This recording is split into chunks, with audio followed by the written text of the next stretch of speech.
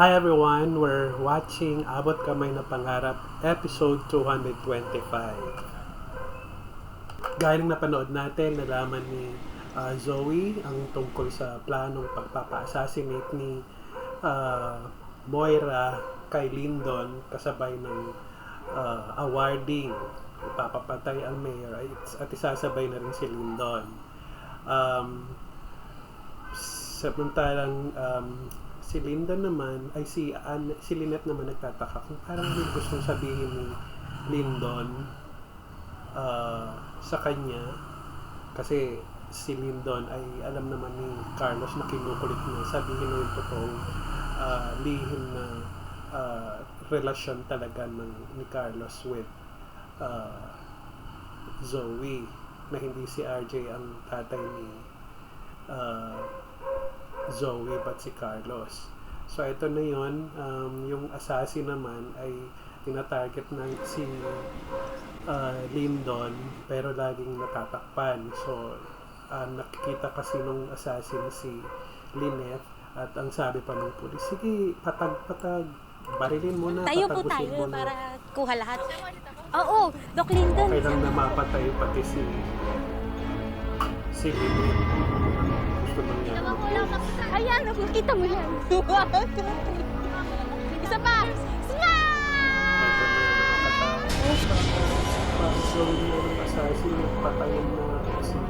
Boss, malayo po si Mayor doon sa doktor. Mamaya na lang pag magkatabi sila sa stage. Dahil sigurado pag binaril yung doktor, makakataka si Mayor. Ayan. Ito. Magandang hapon sa inyong lahat. Nandito tayong lahat para parangalan ng mga taong nagpakita ng kabayanihan noong nakaraang linggo. Ganda na pagdugtong nila yung nangyaring linggo dito sa event na ito. And to award our heroes, let us call on stage Mayor Unigo Amala. So, si Mayor ang target, pero isasabay na rin siya Lyndon. Yun yung sabi ni Moira.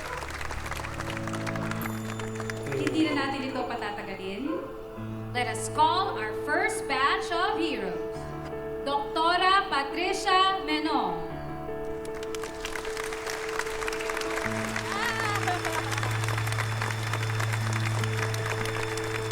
Nurse Karen Elise Cauda.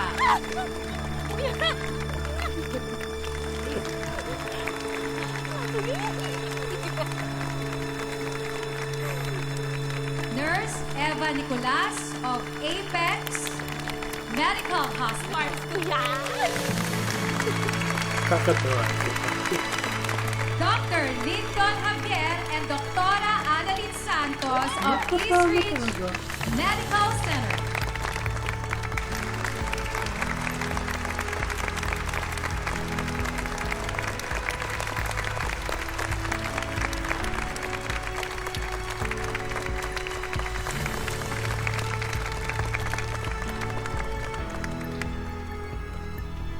Parang ang dami nila. Ayun na, naku, babarilin na. Nasaan na si Zoe? Alam ni Zoe, sinabi niya sa tatay niya. Nasaan na si Carlos? Hayaan lang ba niya si Linda? Hindi maparel.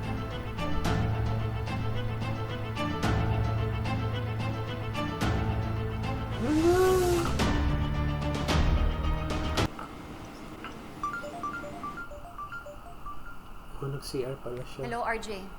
Hello, Lynette. Anong kailangan mo? Nag-start na ba yung event? Hindi ka naman invited, hindi ba? Nandyan ang anak ko. Gusto ko siya makita. Hindi na kailangan. Lynette, huwag mo naman sana ipagdamot si Annalyn. Alam ko hindi tayo okay, pero huwag naman sana maapektuhan yung relasyon namin. Tatay pa rin niya ako.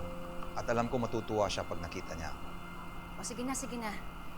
Aalis na naman kami ni Carlos. At least, pag umalis kami, may makakasama si Annalyn dito. Aalis kayo? Iiwan niyo si Annalyn? Wala ka nang pakialam doon, RJ. Sige na.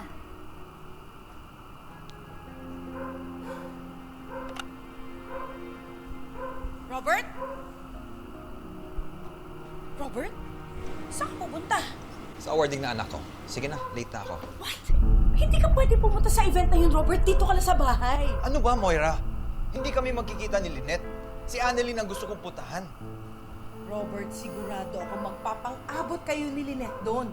Magkakagulo na kayo ni Carlos, dito ka na lang, please. Hindi mangyayari yun. At isa pa, hindi ako robot na pwede mong kontrolin. Robert, please. Please, huwag ka na pumunta doon. Dito ka na lang sa bahay, please. Para mo nang awa. Ano ba, Moira?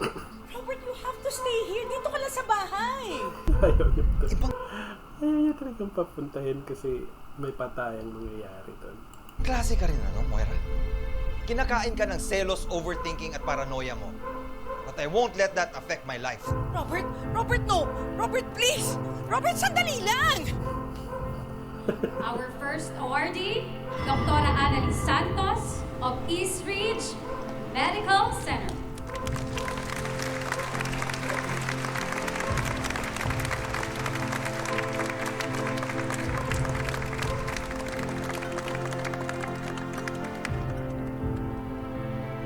Our second awardee is Dr. Dindon Javier of East Ridge Medical Center.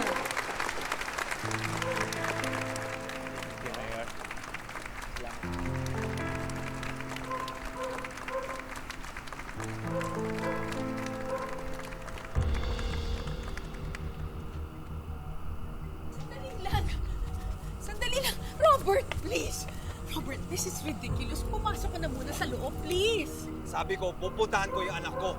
Robert, please, kahit ngayon ka lang makinig sa akin, bumalik na tayo sa loob, please. Bakit ba, Moira? Ano bang ikinakatakot mo? Ano bang mangyari kapag pumunta ako doon? Iniisip mo na, baka mapahamak ka kay Carlos. Kaya ko ang sarili ko. Now leave me alone. No, Robert, please. Dito ka na muna. Please, Robert. Maraming salamat sa inyo, ha? Pumunta na tayo doon kasi alam ko nagsimula na yung recognition, eh.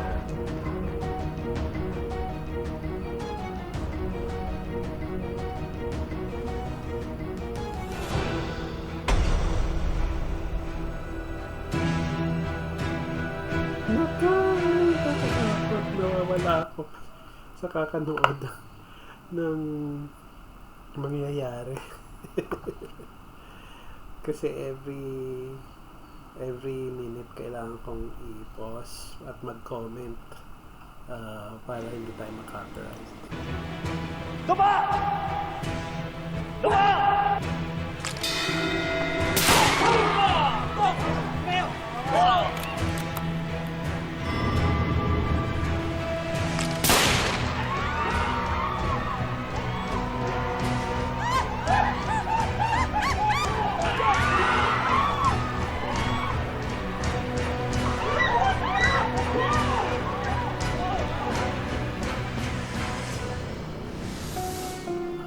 Robert, sandali lang. Robert! Robert! Robert! Hindi kayo makakalis. Sasagasaan niyo muna ako bago kayo makalis. Sorry sa iyo, gymnasium tayo to eh. Sir, pupunta kayo doon. Nagkakagulo na doon. Ano nangyari? May nabaril po, sir. Oh. Kailangan natin pumunta doon. Nandun yung anak ko. Eto. Sige lang. Hindi ako aalis dito. Kailangan sagasaan niyo ako bago kayo makalis. Robert, no! Robert! Sandali lang! Sandali! Robert! Robert! Robert! Ang kulit. Robert! Tumakas na kayo! Hindi kita pwedeng iwan dito! Doc Lindon! Paano ka? Tumakas na kayo!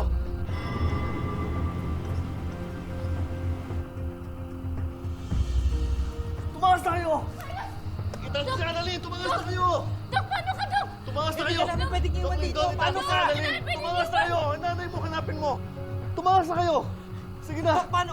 Iwan niyo na ako dito! Tumakas na kayo! Sige na. Sige na! Tumakas na kayo!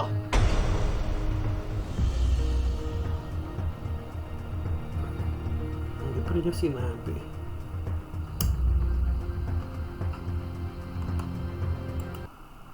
Wala na.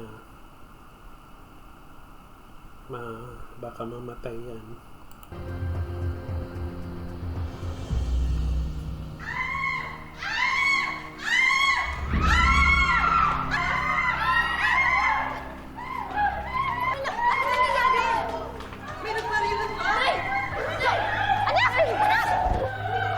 Hihingi na ako ng tulong!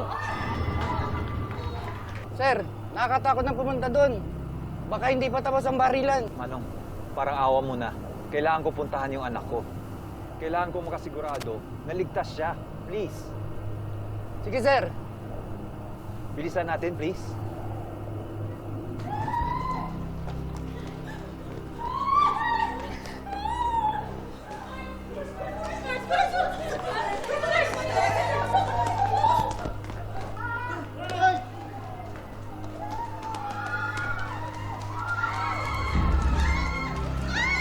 Kuya! Kuya, tulong! Kuya, may nabaril sa loob. Tulungan niyo kami. Naku.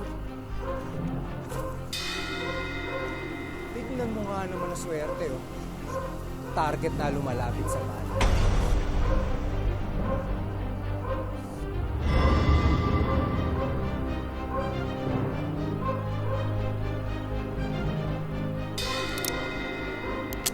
Anak ng baka! Sa loob, kuya! Kita niyo ako. Tara! Kuya, patulong! Dito tayo!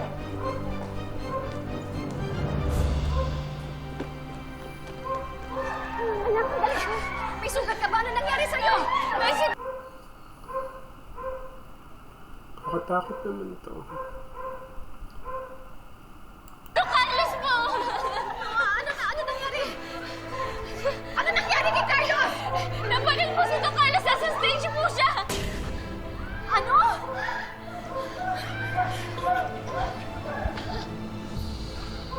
Sorry, Lynette.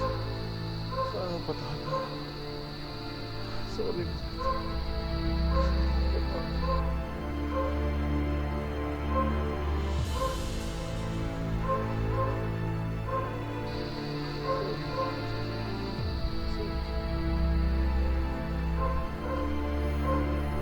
Patay na siya, hindi na nasabi yung lihim niya.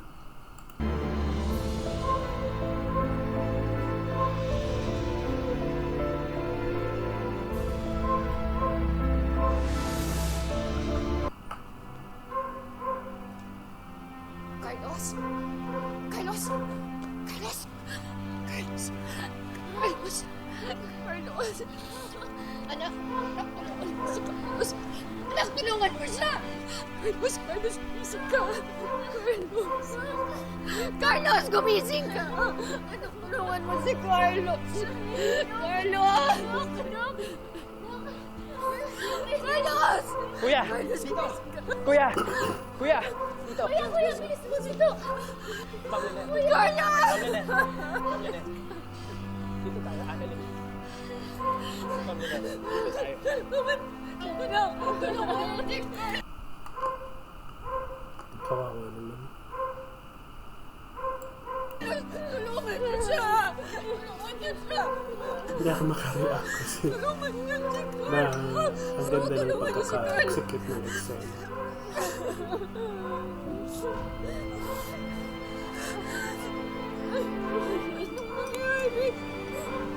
Carlos! Carlos, tumabad ka! Gumising ka, Carlos!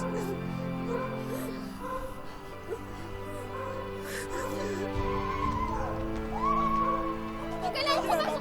Kailangan ko pumasok! Nagkabarilan po, delikado! Ha? Nagkabarilan May nabaril? Sino? Doktor po! Ha? Hindi pwede! Kailangan ko pumasok! Kung ako lang naman, Ma'am Giselle. Buti nga, tatay mo yan.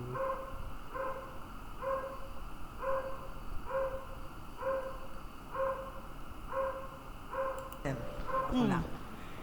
Tatanggapin ko na yung proposal ni Doc Carlos. Life is short.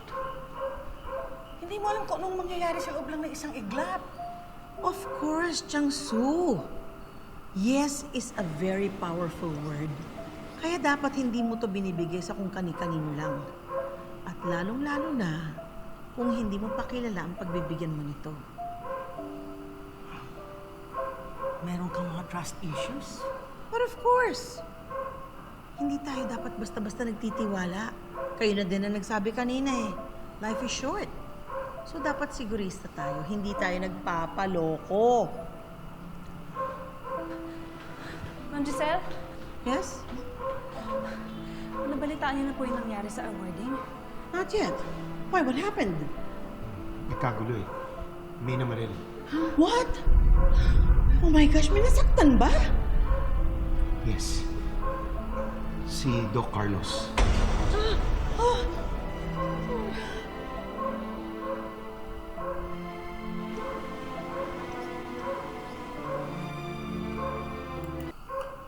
Hindi pa. Siyempre, hindi sinabi kung buhay o patay. Zoe! Zoe! Zoe!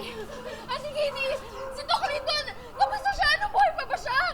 Hindi si Doc Lindon ang nabaril. Ha? Sino? Si Doc Carlos.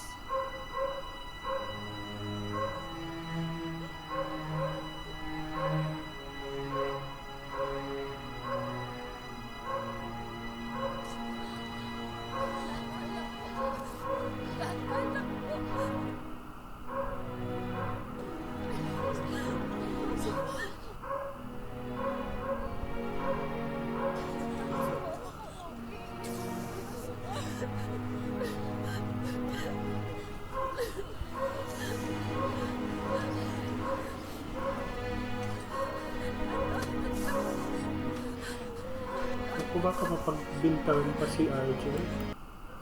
Walang hiyang ano yun. Limit. Ay ano, Moira. Baka sa kanya pa ADM pag...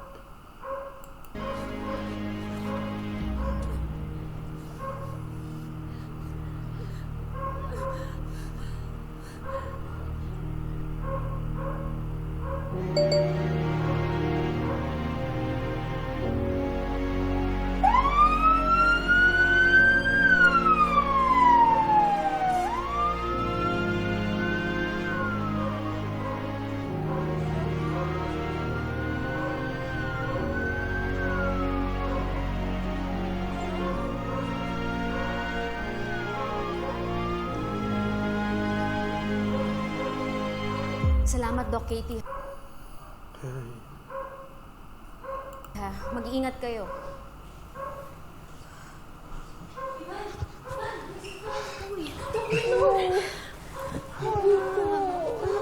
We're okay. We're okay. Thank you. We're okay. We're okay. Thank you. Kalat na kalat po sa social media yung nangyari. Oo nga, okay lang ba kayo, Doc Minor? Miss Karen, Miss Ivan. Actually, okay lang kami. Okay lang kami. Wala naman kaming injuries whatsoever, so... Okay naman kami, nabigla lang kami talaga dun sa nangyari, pero ayos naman. Doc Menor, Nurse Karen, Nurse Ivan, don't worry. Nakausap na namin yung psychiatrist natin. May debriefing daw po kayo. Sigurado po kami na traumatic na naman tong nangyari sa inyo. Salamat, Doc. Ang sabi sa inyo, si Mayor daw po yung target. Si Mayor yung target, tas nadamay si Doc Benitez. Grabe naman.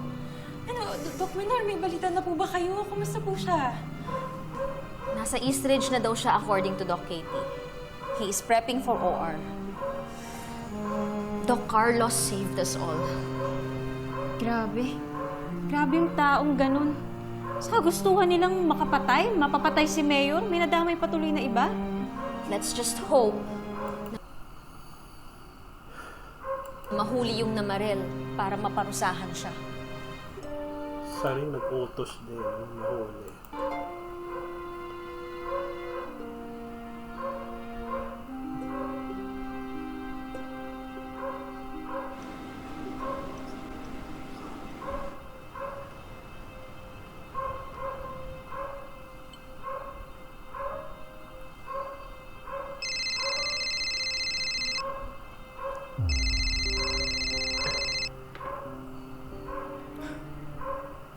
What? Hello, madam. Ma'am, pasensya na pero hindi namin natudas yung doktor eh. Pero ako nang bahala, ma'am. Napatapos ko to sa ibang araw. Basta bigyan nyo lang ako ng go signal. Hindi na. I'll call you back. Sino yan, ha? Sino to? Sino to? Yung heart killer mo? Ba't mo ginawa yun, ha? Bakit mo ginawa yun? Bakit mo ginawa yun? You are a freaking killer! Ang sama-sama mo!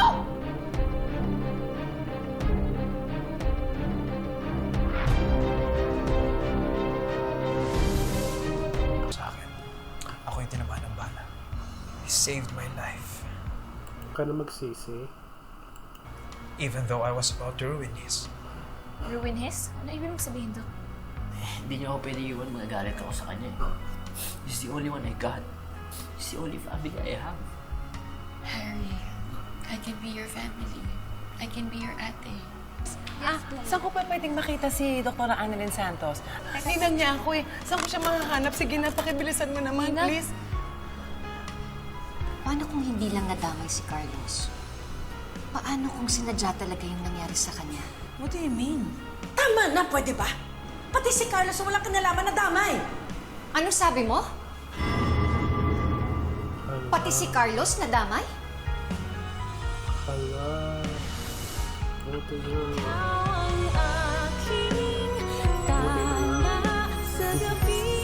Patay si Moira. Mabuti na lang. Nahuli siya.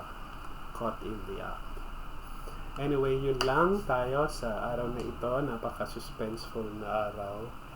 At alam kong mas magiging exciting pa rin ang mga darating na episodes. Lalo na ngayon, alam na natin na pwedeng nabisto na ni Lynette si Moira. So again, let's watch this tomorrow, Saturday. And before I let you go, please don't fail to subscribe to my YouTube channel. It's called Pan-North TV. 61 na po ang subscriber ko. Sana madagdagan pa ulit. Bye!